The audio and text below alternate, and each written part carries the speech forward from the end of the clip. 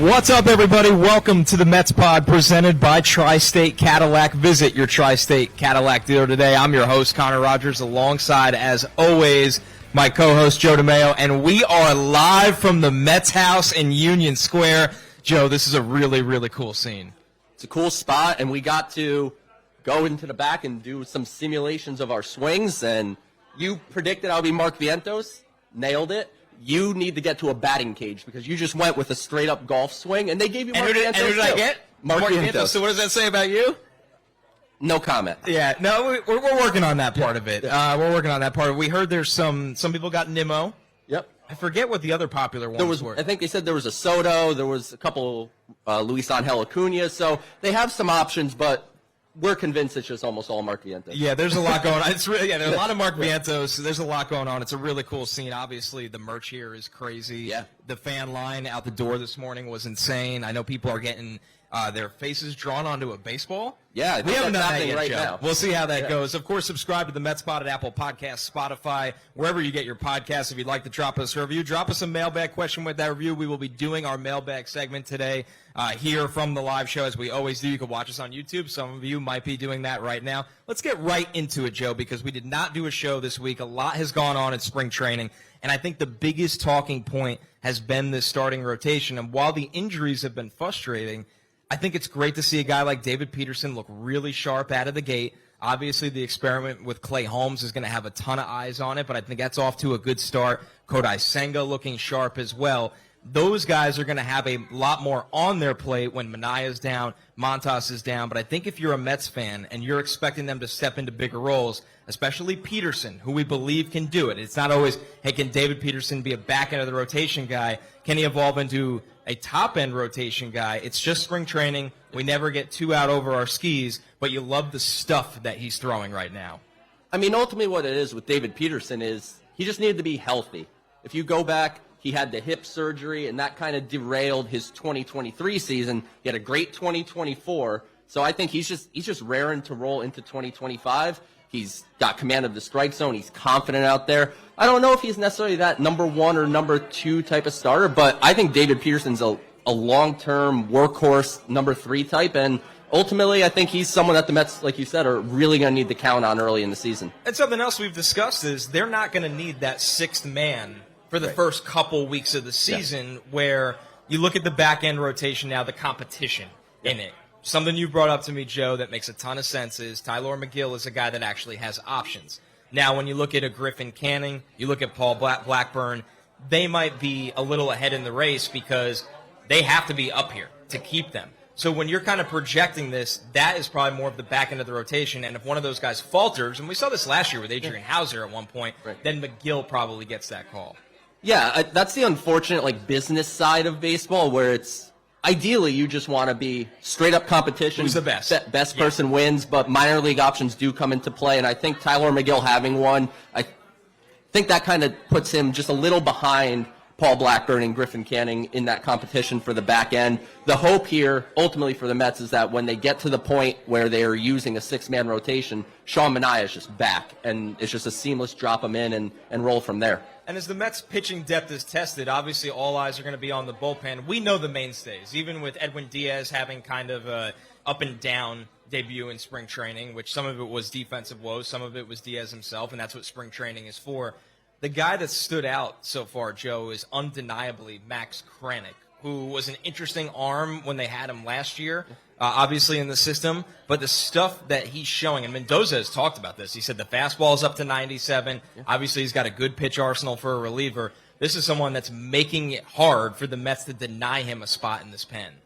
Max Kranick looks better than any reliever on the 40-man roster, on the non-roster invite list down at spring training. Like you said, it's a fastball up to 97. It's truly a plus offering. He's going with the gyro slider and the sweeper as his two secondary pitches. Kranick grew up a Mets fan, so that's a cool little wrinkle there.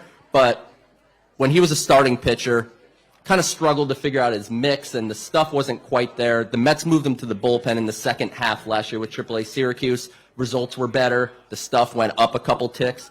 To me, I think Max Kranick is a guy that could be a real weapon out of the bullpen. And while we talk about competition and earning a spot. Max Kranick is earning a spot in this opening day bullpen. How many spots do you think were open coming into spring? It felt like we were sitting around 2. Do you still believe in that?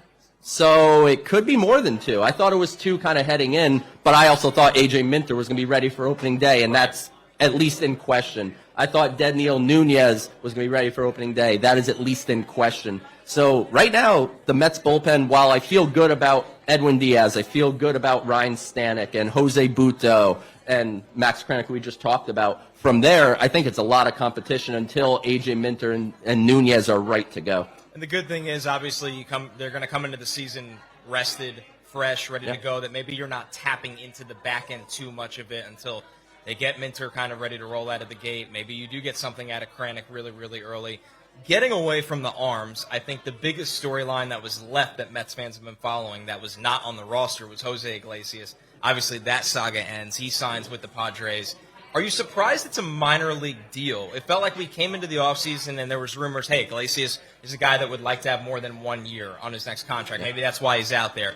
And then it was, hey, Iglesias, unlike last year, wants a major league deal. And then you look at this year, he waits. And the Mets were honest about this the whole time. Even after the Nick Madrigal, significant injury, they said, we want flexibility for the young guys. Iglesias has to take a minor league deal elsewhere. I know there's been a lot of backlash towards this, Joe. I'm in the mindset of I trust David Stearns to know his roster. And at some point, some of these young guys do have to play, where it felt like they struck lightning in a bottle with Iglesias last year. Would it have been great if they did that again this year? Yes. Do they absolutely need him or need to bet on him again? I would say no.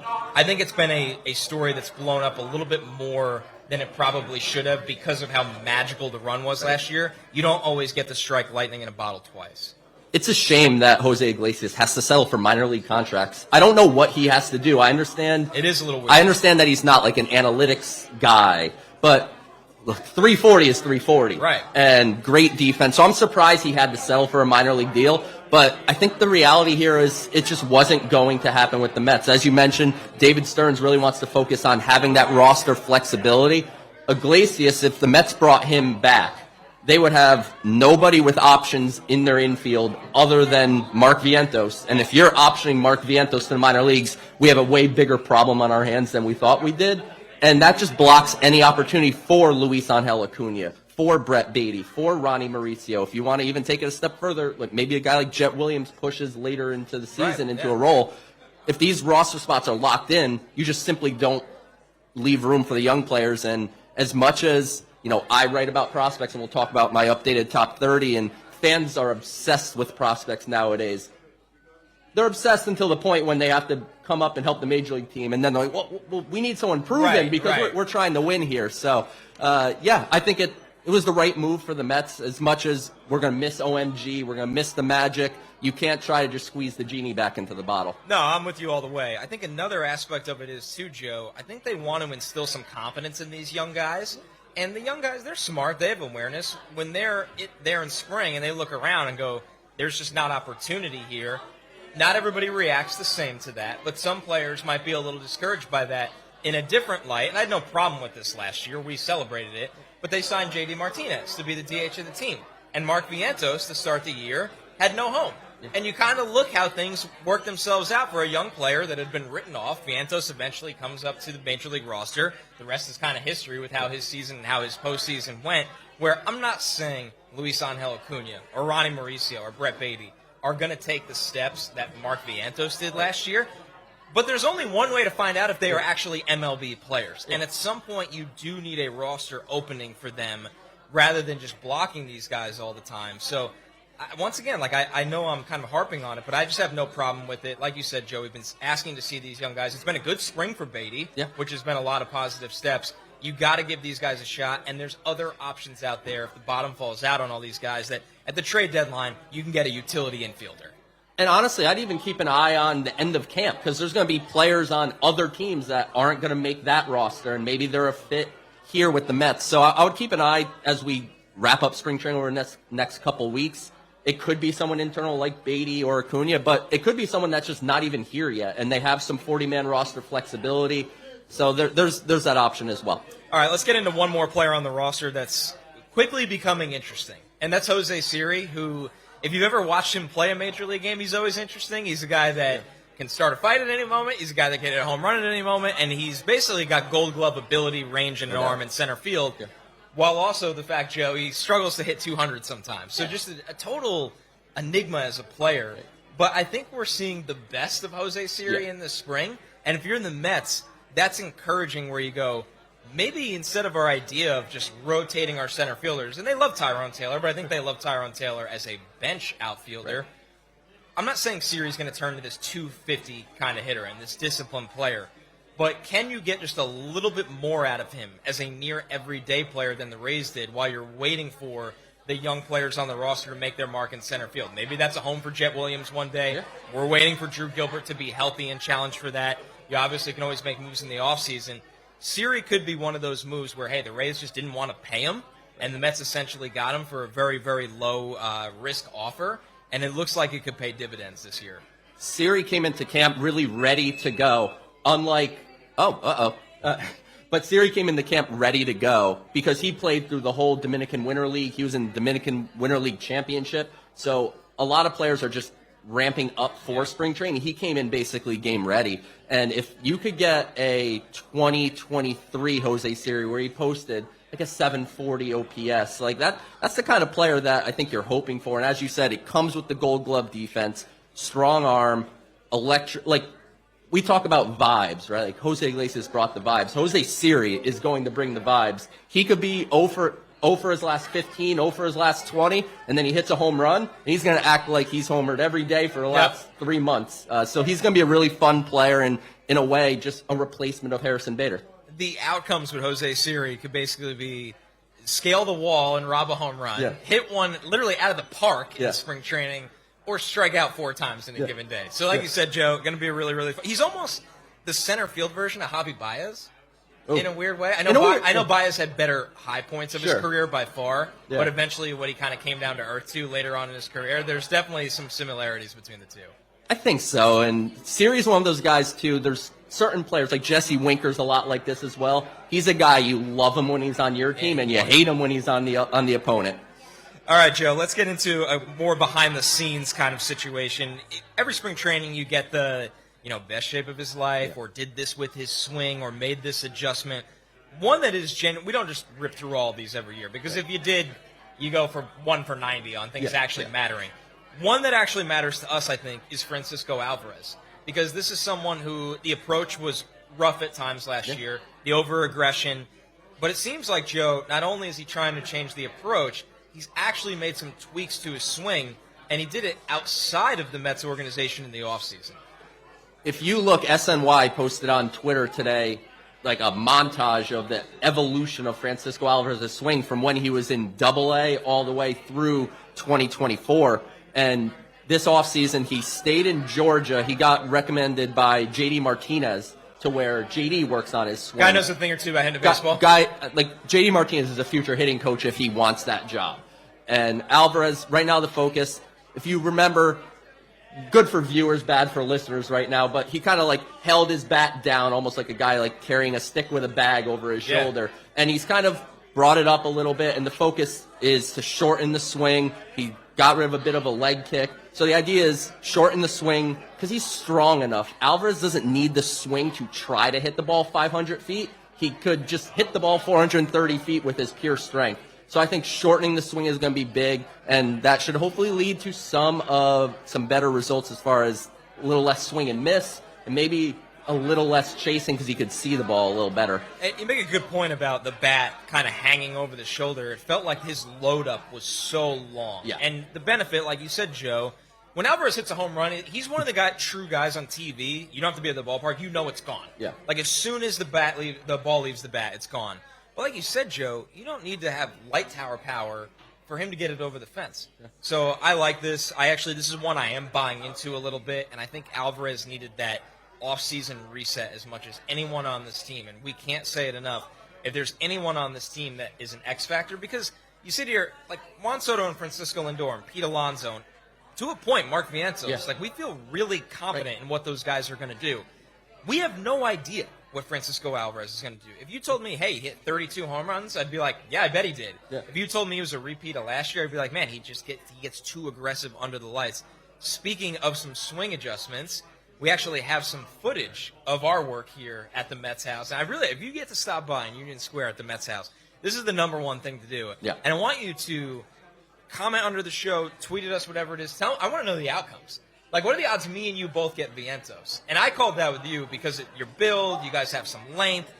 I was like, I said Acuna for me. Yeah. Like, more compact Vientos. Yeah. So I need to know what's going on. Is this an inside job? We need to figure this out. Yeah. Me and Mark Vientos just very similar in so many ways. We did hear from the lovely staff here. The majority has been Jeff McNeil. And our big theory of that is most men our age and older are not athletes anymore and just golf and turn into a golf swing, which you think of Jeff McNeil, you're probably going to swing somewhat like Jeff McNeil. You did a straight-up golf swing, Connor, and you didn't get I got Mark McNeil. Vientos. You got Vientos. I don't know. Yeah, no, I would say if you come to Mets house, obviously check out all the cool merch, and definitely go to the back and go get your swing analyzed, and tell us who you got. Really good crowd forming here. Obviously, it's been loud. There's been a line this morning. There's a ton of merch. Every Mets hat you could ever think of. I know they're going to have events here nonstop. A really cool place to stop by in a convenient location of Union Square. All right, let's go down to the farm as we always do, Joe, and this is a great week to do that. New top 30 list. This is like, for you, I feel like when I release like a mock draft, you know as soon as you press send, oh man, the mentions are going to be, it's going to be a day on here with if I made changes, and you did. New number one player in Brandon Sproat over Jet Williams, which we'll get to that in a second. But I want to set the floor like this. For those of that haven't read it, and if you haven't, go to SMY.TV. All you have to do is search Joe's name and his top 30 list. Biggest riser since your last version of this, and then unfortunately, your biggest faller. Biggest riser.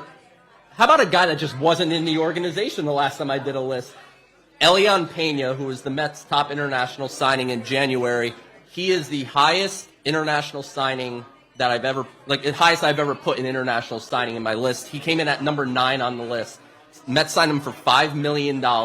This is a signing that's been years in the making, and he has 5-tool potential to a degree. I don't think he's necessarily the plus athlete, but it's a bit above average. This is plus bat-to-ball skills, really, really high level of plate discipline at such a young age. To the point when he goes to showcases and he does some batting practice, he won't swing at pitches that are outside the strike zone while he's practicing. And someone went up to him and asked, Elian, why are you not swinging in BP? He goes, why would I practice swinging at pitches outside of the zone? The Soto mindset? Yeah, so Pena is very advanced for his age. He has the chance, as he physically matures and moves up the ladder, this could be a 25 home run type of guy. And some scouts have told me he reminded them of a young Rafael Devers. So this is an exciting guy who I think is a shortstop now, but a long-term third baseman, and he comes in number 9 right out the gate. But this is somebody that in the next year or two could easily be the top prospect in the Mets system. So you bring up Devers, and this often happens with these guys signing at 16 years old. Yeah.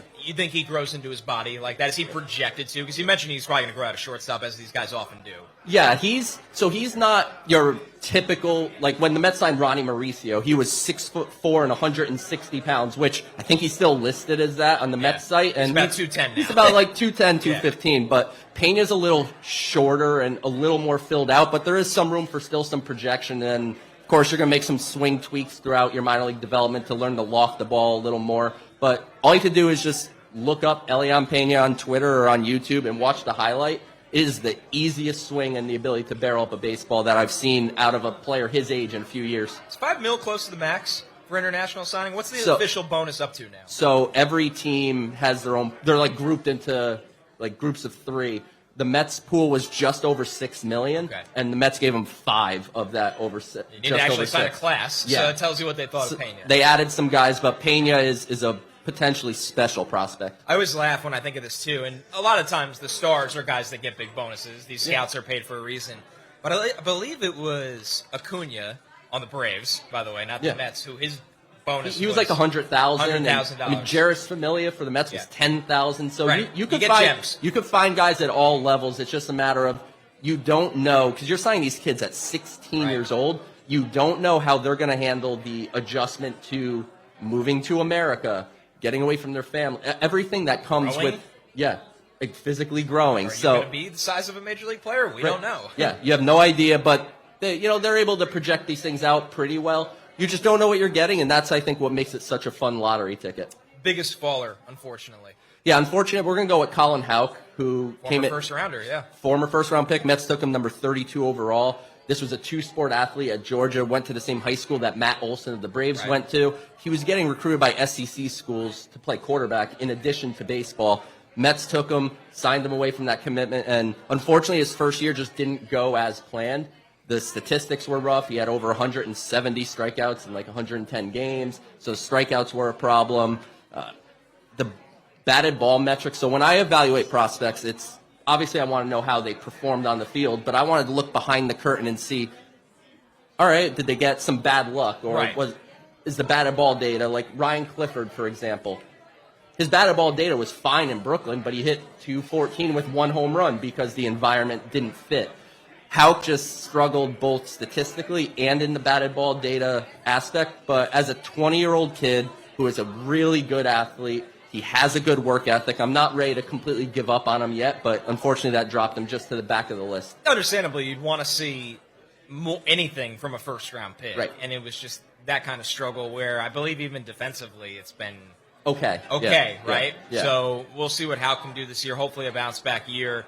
How about Sproat at number 1? And, man, if you've gotten to watch Sproat in the spring, just from a, physique and stuff perspective, when he takes the mound and you watch him rear back and throw, it feels and looks different, Joe. Yeah. And he already kind of carries himself like a major leaguer, which is really cool to see. I think we all, and maybe not you, because I know you've been earlier on him, are maybe under-projecting when this guy arrives to Citi Field. Connor, this is the guy, I went to interview him last summer when he was with AA Binghamton, and one question that I like to ask players at that level, because generally it's considered the biggest adjustment in minor league baseball is going from single A to the AA level. That's when pitchers will start to pitch backwards and they start to be able to command their secondary stuff better. I asked Bro, what was the biggest difference that you noticed? And he was just like, no, I didn't really notice one. So this is a confident guy, and the confidence plays, like you said, how he fills out a uniform. He goes with the Walker Buehler super tight pants, and that fits pretty well. And he's a good athlete on the mound, and the stuff is just excellent. The four-seam fastball and sinker are really the primary fastballs that he's throwing. The sinker's a little more impressive to me. The four-seam, from a pitch shape perspective, isn't ideal. But if you throw 95 to 101 miles an hour, pitch shape is just slightly less important. You could blow 101 by someone with non-ideal pitch shape. Sweeper is something that he's working hard on. He's got a cutter, but his go-to strikeout pitch from a secondary standpoint is his changeup, and it's got really good arm side fade, really gets hitters out in front because he's got that difference in velocity between his fastball and his changeup. I think especially given the state of the Mets rotation, we talked about the back end with Griffin Canning and Paul Blackburn and Tyler McGill while you're waiting for Minaya and Montas to get healthy. If Sproat can go back to AAA Syracuse where he faced his first level of adversity of his professional career and perform, I think he could force the Mets' hands by the end of May. I know when we were down in spring training, I think you said July. I said July. And I said June. I think he could push himself up there in the first couple of months because the stuff is that good. If, there's these injuries lingering and he just stays on the trajectory he's on, it's a pretty simple conversation. And the great thing about the Mets is, in this era, they're not waiting. They're not saying, it's service time, or, no, you ready to play baseball? You ready to come to the major leagues and help the Mets try to win and make it to the postseason and beyond? You're going to be here. So we'll be following. I feel like we'll be following Sproat's starts this year just as much as the major league team. I think it's reached that kind of point with the prospect hype he has. Yeah, he's not quite first screen for me. He'll still be second screen, but I'll be watching every pitch that Brandon Sproat throws because I think he's going to make an impact on the team this year. And long term, I think if he could just iron out a couple things, he doesn't have so much control problems as far as throwing strikes. He needs to just get a little better with command within the confines of the strike zone. If he puts that whole package together, he's a number 2 starter at the next level. You're listening to the Mets Pod presented by Tri-State Cadillac. Subscribe to the Mets Pod at Apple Podcast, SMY. You can watch every episode on SMY's YouTube channel or wherever you get your shows. As always, Joe, let's get into the mailbag questions. We got a lot of good ones this week. This is Oliver, LFGM, on Apple Podcasts. Thank you for the 5-star review, Oliver. While watching spring training Mets vs. Nats, I had flashbacks of Amed Rosario being our next Jose Reyes, but he never reached those expectations. My question is, how long is too long when it comes to holding on to prospects instead of trading them to teams like the Marlins and other teams that aren't good and don't spend money for key starters and key relief pitchers? Just send the Marlins your bad prospects. I love how direct this question is, and you can't even laugh at it because it's like when you think of it, you're like, oh, Marlins, A's. Yeah. The Rays are. You don't really want to trade with the Rays. I'll leave them out of this. I'll tell you this: David Stearns ain't afraid to trade with the Rays. Not. I think he's made 4 trades with the Rays, and he's been here for a year. And we're gonna see how they all play out. Yeah, some will work, some won't. We've opened the show, hyping up Siri. Yeah. So we'll see how that goes. This is an interesting one, Jonas. Probably fascinating for someone like you that you cover these guys when they're literally teenagers and watch their growth. Rosario's an interesting one because I think it was a different era where the major league roster. These things happen, and you could probably speak to this better than me. I think prospects almost get too much hype when the major league roster is thin, where you need guys to come up and be stars.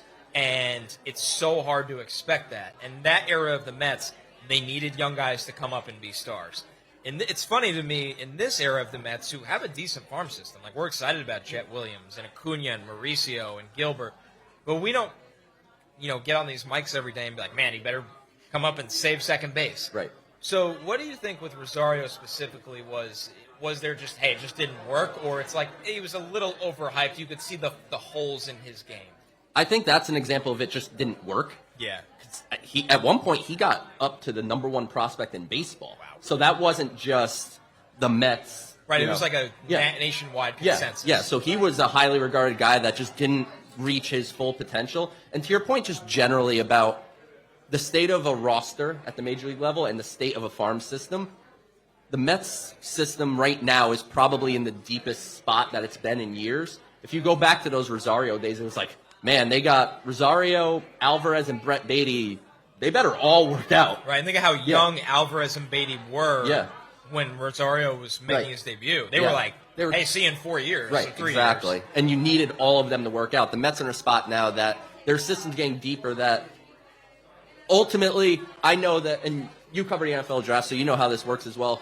I'm very aware that I'm covering a failing system. Right? Oh, yeah. Like, it's a system of failure where you do get those prospects, like we feel good about Alvarez and Vientos, so when you get those hits, it's just so rewarding and so good for an organization. But the reality is a lot of them just aren't going to reach their full potential, and that's the way it works.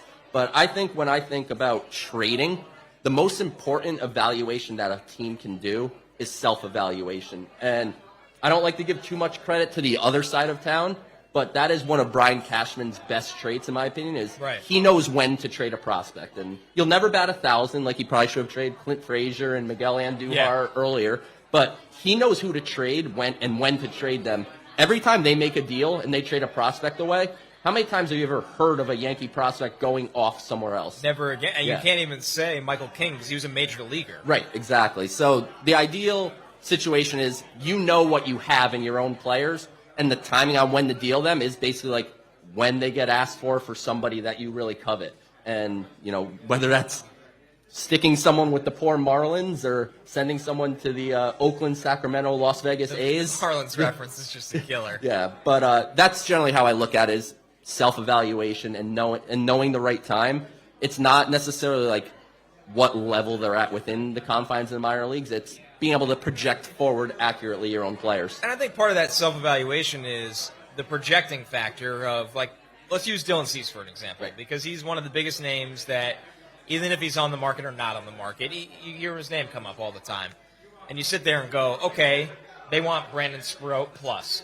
Right. What are we projecting Sproat to be versus what is Cease? And then what's the cost benefit of it? Yeah. Because obviously Cease, you're going to be paying an enormous number to, and Sproat has not even started his major league timeline. So if we are thinking, hey, the likelihood is, from our evaluation, Sproat's going to be a number 2, which is a huge projection. Right. Then we'll probably keep him. Yeah. Rather than trading for a guy that we think is a high-end 2 that we have to pay a ton of money, and that also has some wear and tear. It's a really weird balance. And also, at the end of the day, it's a tough balance for David Stearns because they just gave Juan Soto $765 million, and they brought Pete Alonso back, and they have Lindor. They're coming off the National League Championship Series. This is a team to win right now. Yes, very fair. So you have to balance because you want these young players. You know, you want to go sign Vladimir Guerrero Jr. next winter, or you want to sign Kyle Tucker, or you want to make these big moves year over year. It's imperative that these young players get called up, get opportunity, because you can't just have $30 million here, $40 million here, right. Like across the whole diamond. As much money as the Mets have, they can't do that, and they shouldn't do that. So you need some of these young players to come through. And I think it's a different combo of paying your own guys. Obviously, the Right. Mets have kept really great pitching here in-house, so you think of DeGrom's deal. Yep. Versus going out, getting a guy, and then paying him, because you're paying for different shelf life, different years. And I think the models just kind of tell you right now, man, like, you don't have to pay for pitching to win a World Series. David Stearns ain't paying It's for actually pitching. more fruitful if you don't. Yeah. Like, go pay for your position players. Go attack value. Clay Holmes, maybe. Or last year, Sean Manaea. Let me tell you guys something. Clay Holmes is going to be so good. I just want that out there. You're all in. Like, I am so in on Clay Holmes. It's a good start. It's off to a good start. He went down to Port St. Lucie in January. He is fully committed to this transition, and most starters in their first appearance in spring training, they go an inning and they get out of there. Right. Clay Holmes went 3 his first time out. So he's... And you even need that many pitches to do it. It's 34 pitches. 34 pitches or something. So I think he's going to be fantastic, and I've said it on a lot of shows. So if he's not, you got... He ever said it. Yeah, never said it. This next one from Alan Pritchard on YouTube. If Brandon Nimmo's plantar fasciitis is not completely healed by opening day, would it be prudent to DH him and let Winker and Taylor split time in left field? My quick 2 cents on this, Joe, is I'd like to limit Winker's outfield time. As we saw last year, this is a guy that we saw the heating pad on him in the clubhouse. Like, you want to keep him healthy. I think Nimmo's just a guy at this point. He's okay playing through certain things, and if he's comfortable with it, I think the Mets are going to let him. Yeah, I think he's battling through, like you said. It's not just plantar fasciitis. It's a little plantar fasciitis. He has some knee soreness, but Carlos Mendoza said there's a low-level concern, and if it were the regular season, he'd be playing. Yes. Like right now, I think we're just looking and seeing, oh no, Brandon Nimmo's sore. This is going to be a big problem.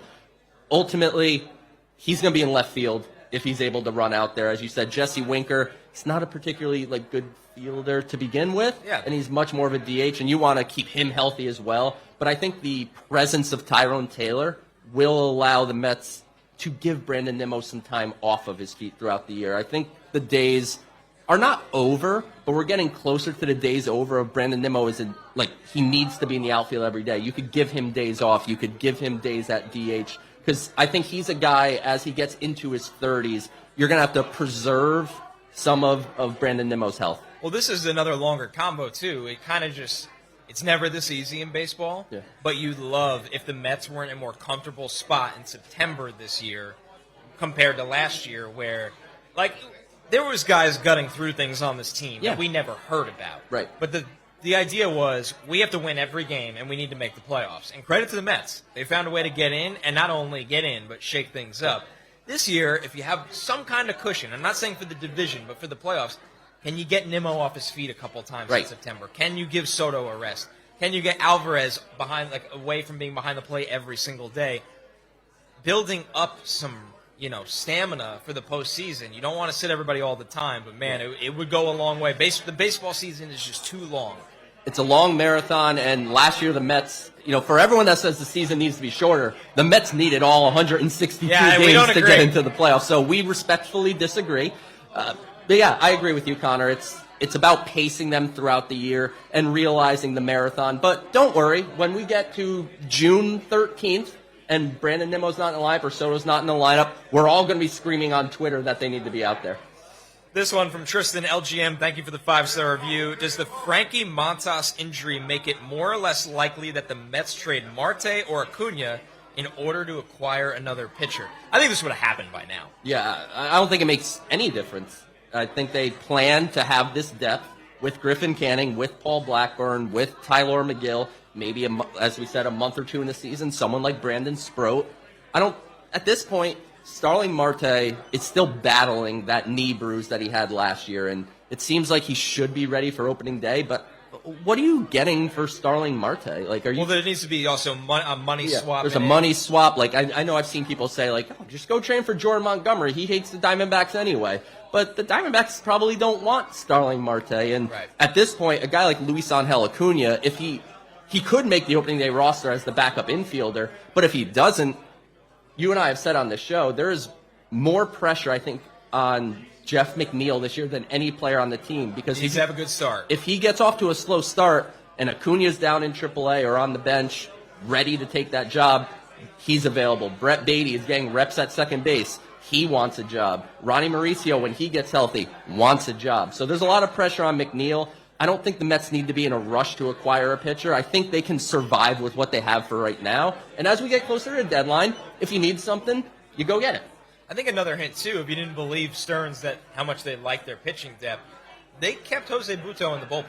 Yeah. Like, if they were like, man, we're thin here, like, maybe we need to have him stretch out in the offseason. Like, Butto comes into the bullpen. He was another option as well. So, like, whether fans agree or not, they like Griffin Canning, Paul Blackburn, and Tyler McGill more than you.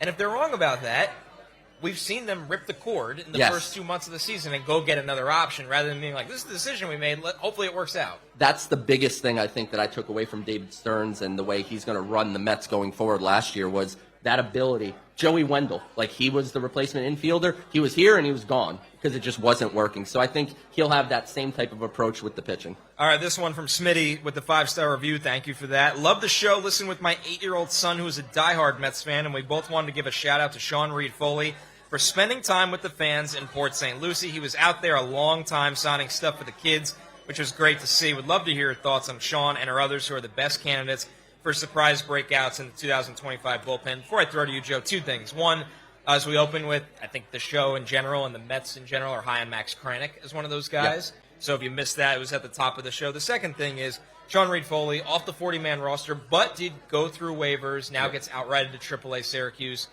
Somebody that it feels like when you watch him in any of the videos the Mets do or his body language around spring training, just like loves being out there, or is kind of loved by his teammates. So as much as you root for the guy to get claimed to be a big leaguer somewhere, selfishly, good to see him still in the Mets organization. Yeah, tough time for a Sean Reed-Foley question, but he does stay in the organization. As you said, he got through waivers, cleared, and the Mets were able to reassign him to AAA, so he now just becomes another depth piece for them.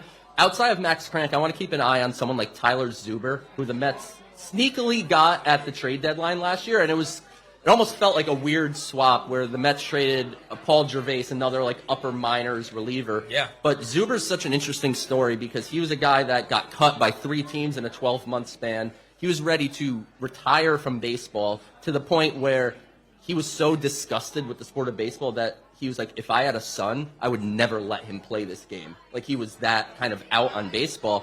And then he decided to give it one more shot, sign with the Long Island Ducks, performed there, and then the Rays signed him, and he kind of took off from there.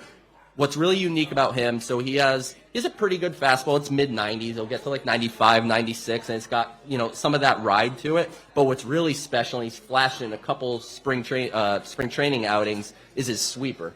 And in the last outing that he had, he only threw 3 sweepers, but they averaged 23 inches of horizontal break. And you don't need a ruler to know that's approximately 2 feet of horizontal break. You can't touch it. Yeah. And the best horizontal movement on a sweeper that I could find on StatCast last year for average was Greg Weissert, who averaged 20. So Zuber has a chance to have legitimately one of the best breaking balls in all of baseball. Yeah, we'll be keeping an eye on him. When they made that move, it was clear it was a Rays pitching lab, kind of project. Goes from one lab to another. Yeah. Now in the Mets lab. Our last question today from Evan Schwartz, 2293 on YouTube. Hey, guys, who is the better MLB The Show player, Joe or Connor? I think I'm going to go with you. I haven't gotten the show in a couple of years, although it's one of the better sports games. Are we on you're like pre-release download level with Connor, the show? I would absolutely smash you in MLB The Show. I play Madden, I play NBA, I play all the sports games, basically. I am the best at MLB The Show amongst those games. Yeah, I did I pre-ordered the deluxe edition. I'm ready for Diamond Dynasty to get started. Yeah, if we got on the sticks and played MLB The Show, I would take care of business. All right, maybe behind the scenes, I'll actually get ready for this. Give me like 3 months, and then we'll have the Metspot stream of MLB The Show. I'm still on EA CFB, so I'm going to need some time. The show, like people that play the show, they're either all in. There's no there's casual Madden players, casual FIFA players. I don't think there's casual MLB The Show players. You're either in MLB The Show or you're not, and Diamond Dynasty is really what I got into last year because I would do Road to the Show and franchise, but Diamond Dynasty, I'm addicted, and I cannot wait. I think it's next weekend for the early release. Our producer, Jeff, before the show was asking, does this question mean like who's better at the game or who would be a better player in the game? Playing the game is me. I think you're probably generally a better athlete than me, but then again, I said that before I saw you take a swing back there. Yeah. And so maybe not so much. Hey, the air swing said we're both Mark Vientos. So the data doesn't lie, Joe. You're just going to have to live with this. We just need some exit velocity numbers, and you're a little stronger, so maybe it'll work out for you. That we could do. Yeah. This is the Mets Pod presented by Tri-State Cadillac. We've had a lot of fun here at the Mets House in Union Square. If you haven't gotten out here, we really encourage everybody to do that. It's a cool scene. There's a lot going on, and it's filled with Mets fans, which is a good environment to always be around. Please visit your Tri-State Cadillac dealer today. Remember to subscribe to the show, Apple Podcasts, Spotify. You can watch every episode on SMY's YouTube channel. And if you want to leave a question for the mailbag, please do that. YouTube, Apple Podcast reviews. There we go. Clap it up. Let's go, Mets. I love the environment. Another great live show in the books. Thank you so much, everyone. We'll catch you next week.